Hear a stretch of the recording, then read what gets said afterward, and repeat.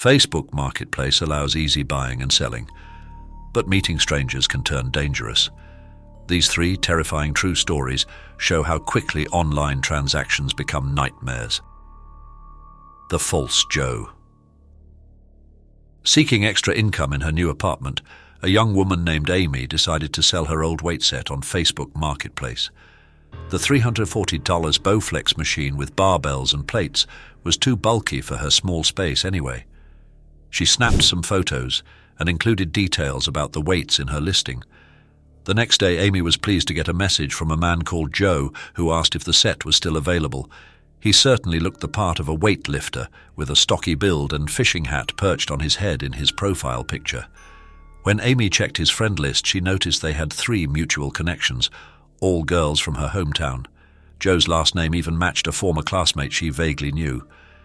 Feeling reassured by their common connections, Amy told Joe he could pick up the weights that evening after she finished work. But as they messaged back and forth finalizing plans, she started noticing some strange behavior.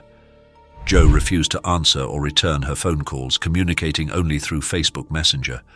When Amy jokingly asked if he had dated their mutual friend Gina, he suddenly stopped responding altogether. Uneasy but not wanting to cancel the sale, Amy provided Joe her address to stop by around 11 p.m. when he claimed he would be off work. Close to midnight, she received a terse message reading, "I'm here, come out." Peering out her window, she spotted a beat-up car idling on the curb. But when Amy explained she needed help carrying the heavyset inside, Joe grew pushy and aggressive, demanding she come out to see if you're straight first. Now convinced something was very wrong, Amy frantically messaged her friends. One named Angela confirmed Amy's worst fears. Joe was an imposter using stolen photos for a scam. She watched in horror as a shadowy figure crept from the bushes and jumped into the waiting vehicle, which promptly sped off. In the following days, Amy received chilling threats from an unknown number warning her to watch your back. They referenced her new apartment and seemed to be monitoring her every move. Though Amy alerted the police, they showed little interest in what they viewed as an isolated online scam, leaving her terrified, waiting for the creep's next move. Traumatized, Amy now refuses to use Facebook Marketplace again. She warns others that scammers are prowling online sale forms and that agreeing to meet strange men at night is extremely high risk. She urges females especially to bring someone along or meet only in very public places during daytime hours. According to Amy, staying vigilant on social platforms can mean the difference between life and becoming another missing person seen only on flyers posted around town. Pinball break-in. After hearing that chilling tale, it's clear one can never be too cautious when dealing with strangers online. Unfortunately, another Facebook Marketplace horror story drove that lesson home for one unsuspecting man just trying to make some spare cash while his family was traveling. The man had an old pinball machine from his childhood gathering dust in his parents' attic. Figuring his sisters might try to sell it themselves someday, he decided to list the item on Facebook Marketplace for $200 without informing any of his relatives. That way, he could secretly pocket all profits when his family returned home. The next day, the man received a message from an account with no profile photo with the name Jasmine. She offered him $175 for the pinball machine. He agreed to the lowered price, and they arranged for Jasmine to pick up the machine that night from his parents' house, located in an affluent neighborhood. As evening fell, the seller awaited Jasmine's arrival. She messaged saying she was running late, but promised to be there by 11 p.m. Annoyed, but hoping to make the sale, the man consented to wait up for her. At almost midnight, Jasmine finally messaged that she had arrived. The man opened his front door expecting to greet a single woman. Instead, he was alarmed to see 4 figures climb out of a vehicle parked at the curb. Jasmine was accompanied by 3 unfamiliar men with no pinball machine transportation in sight. As the man hurried to lock the storm door, Jasmine began angrily demanding why she and the men were being refused entry. She claimed she had driven a long way for the pinball machine and expected to pick it up as planned. But the seller stayed firm, reiterating through the door that his parents were asleep upstairs to justify why he couldn't allow a group of strangers to troop through the house. Incensed at being locked out without an explanation, the unfamiliar men began swearing loudly and ringing the doorbell incessantly. They threatened to wake up the seller's parents if he didn't open up. From an upstairs window out of their view, the terrified seller then witnessed the tallest man march up to the driveway and urinate right on the pavement while laughing. Repulsed by their crude intimidation tactics, the man rushed to shut off all exterior lights in hopes it would discourage the unruly strangers. After shouting a few more choice slurs, Jasmine finally led her companions back to their vehicle. The man felt a flood of relief watching them drive away into the night. Though he knew the chances were slim they'd actually completed their business.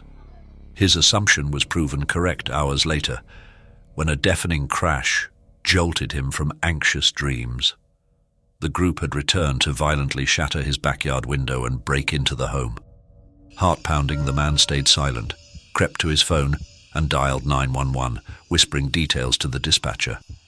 He then hid under his bed clutching a baseball bat, his only defense against the intruders now rampaging loudly through the rooms. Within minutes that felt like hours, the thieves had stolen laptops, jewelry, cash, and other valuables that were easy to grab before escaping back into darkness. Police arrived shortly after, but expressed skepticism about catching the criminals now long gone. Shaken, the man realized he had escaped narrowly, avoiding the group again by keeping bedrooms locked and windows covered. He berated himself for ever trusting a stranger from Facebook Marketplace in the first place. He knew now that behind smiling profile pictures could lurk anyone with malicious intent. This break-in permanently destroyed his sense of safety in the place he formerly called home. The parking lot trap. After those chilling home invasion tales, surely no one would continue trusting strangers on Facebook Marketplace for transactions. Sadly, another woman's search for a good deal led her down an equally dangerous path. The woman spotted a post selling new iPhones for around $300, an unbelievable price at the time.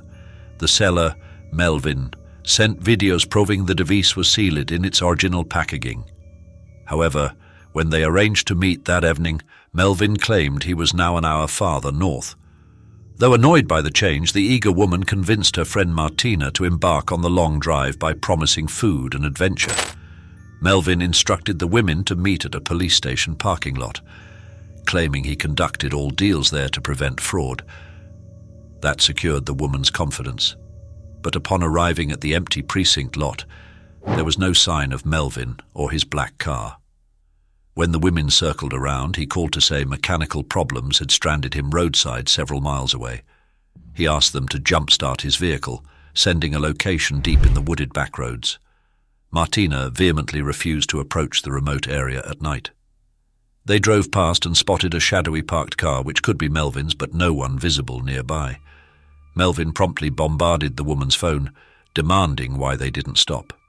She ignored him until they reached a diner where they stopped for food.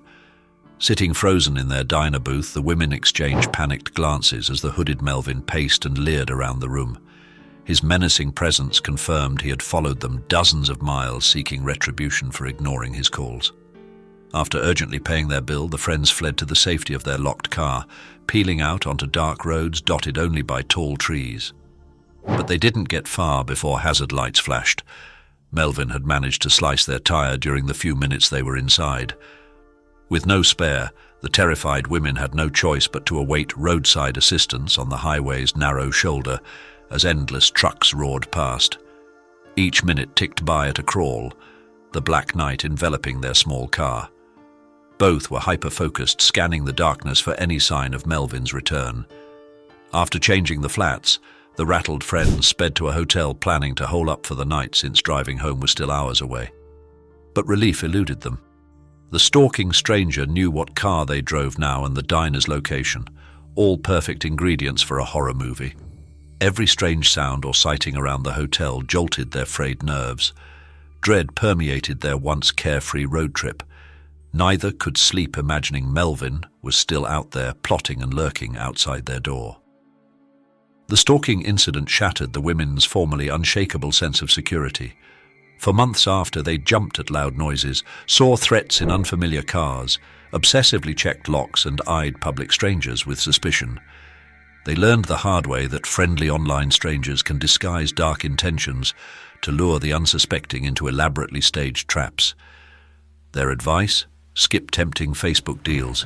Keeping your sanity intact is priceless. And that's all for today. We hope you like the real horrific terror stories, and if you want to stay updated with such strange and horror stories, then don't forget to subscribe to the channel. See you in the next video.